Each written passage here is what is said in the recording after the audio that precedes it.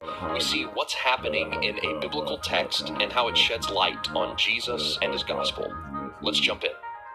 John the Baptist is dead, but Herod, Rome's political liaison over Galilee, saw the miracles Jesus performed and thought he might be John raised from the dead. But what Jesus does next shows that he is greater than John. When Jesus hears news of John's death, Jesus gets in a boat and crosses the water to spend time in solitude in the wilderness. But people meet him there like they met John in the wilderness earlier. So we wonder, as Herod wondered, is Jesus a new John the Baptist, or is he something far more? Well, there in the wilderness, Jesus heals the sick and multiplies 5 loaves of bread and 2 fish until they feed 5,000 men, plus women and children. This ministry in the wilderness reminds us of John, but it should also remind us of Moses. Just like Jesus, Israel made a journey through the waters and into the wilderness. There, God provided bread and meat miraculously for his people. But instead of this bread coming from heaven, it comes from Jesus himself.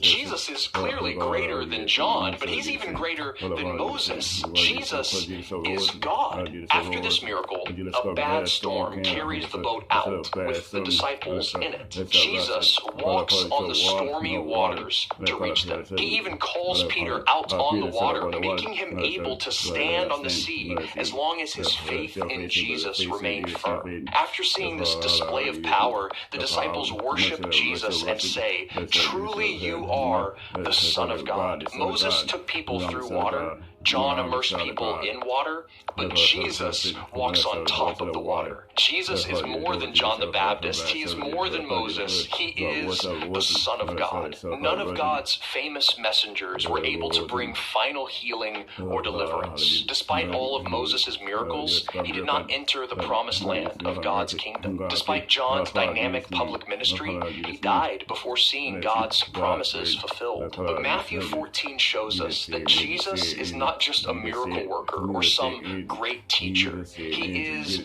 God himself, who will once and for all bring the deliverance Moses saw and usher in the kingdom John pronounced. And all we need to do is put our faith in him, as Peter did when he walked on the water. He will heal all our diseases. He will provide us with the bread of life. He will conquer the storms because he is the Son of God. So I pray that the Holy Spirit would open your eyes to see the God who prepared his people for deliverance, and that you would see Jesus as the one who brought that deliverance once and for all. Oh, yeah, Jesus, kind of hard for you to say.